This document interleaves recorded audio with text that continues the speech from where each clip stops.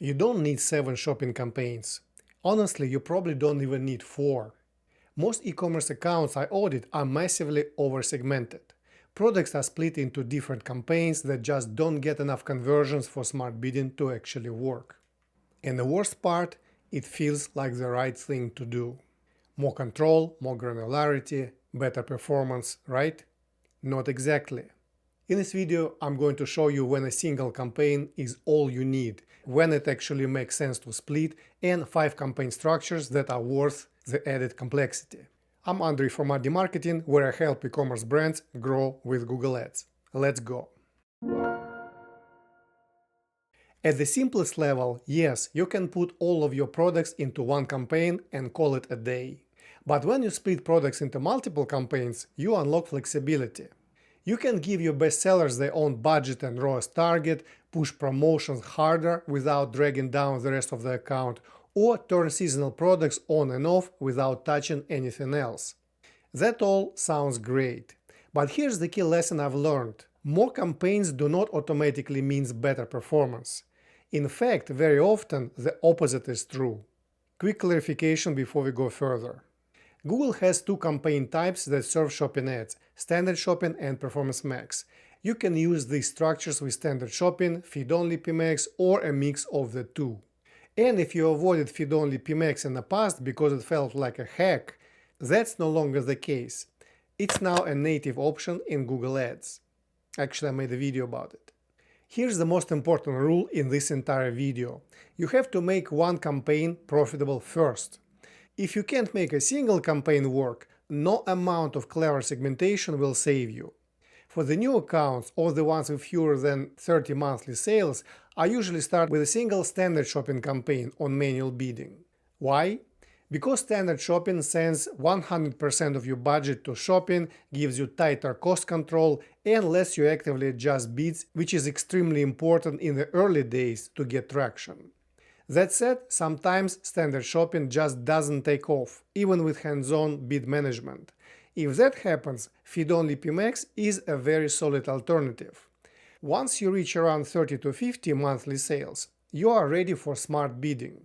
At that point, the decision between Standard Shopping and Feed-only PMax really comes down to your time and skill level.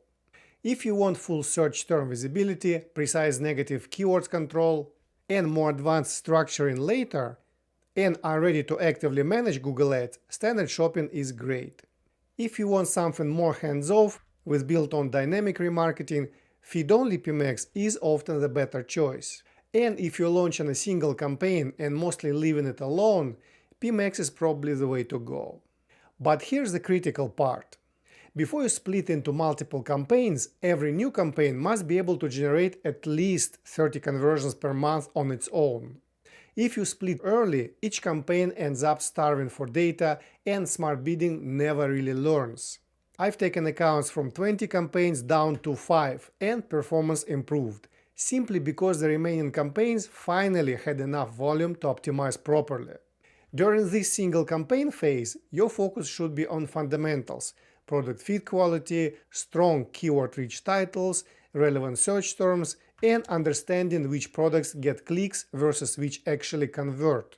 Because sometimes smart bidding latches onto a product with a high CTR and 0 sales. When that happens, you need to exclude it so the system can move on. The baseline phase isn't optional. It's the foundation for everything else. So, when does it actually make sense to split? There are a few checkpoints.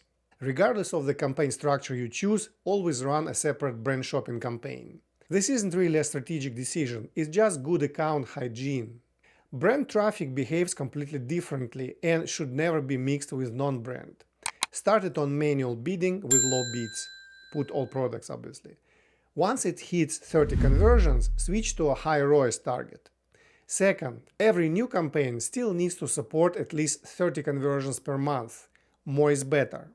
Smart bidding improves dramatically with more data.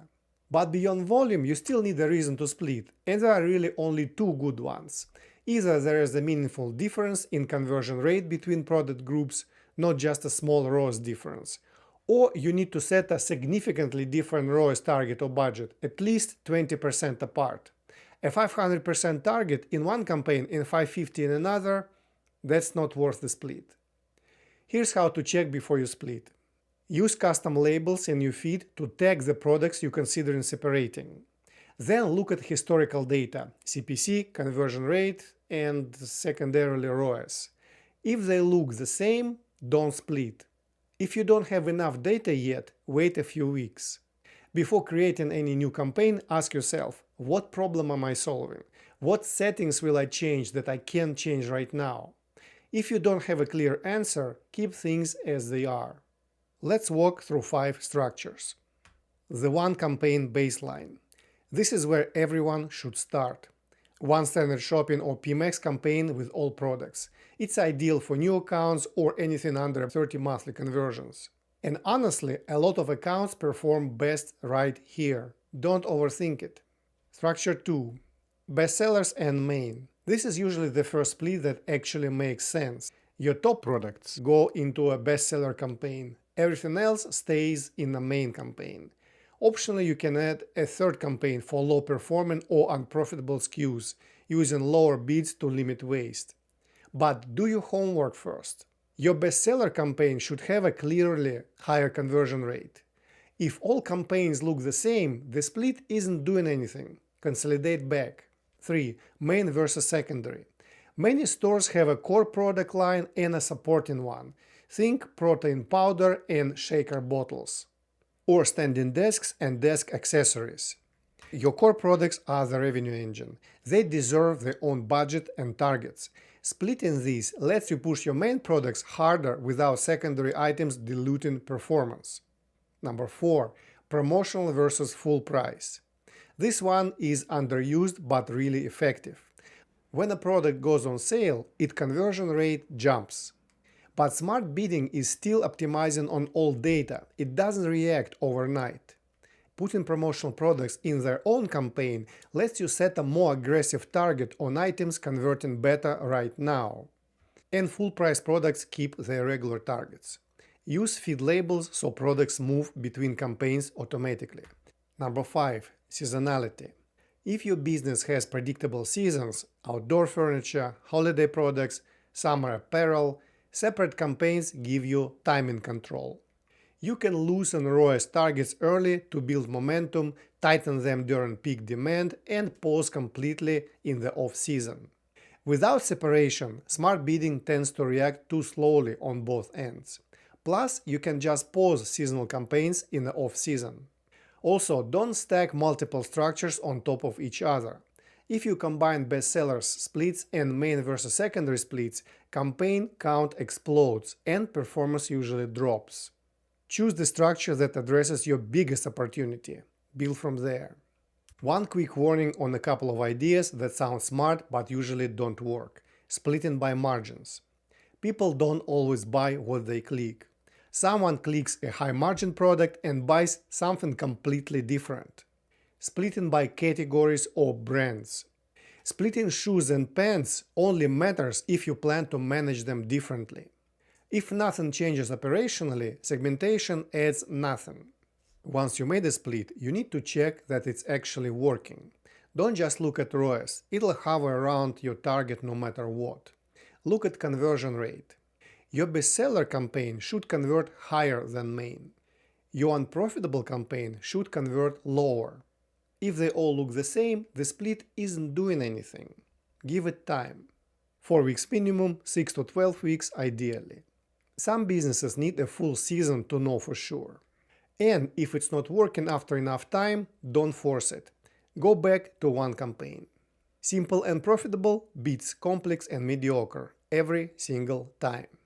To recap, start with one campaign, get profitable, optimize the foundation, and only segment when the data supports it. Choose the structure that fits your business and your management style, and validate that it's really working.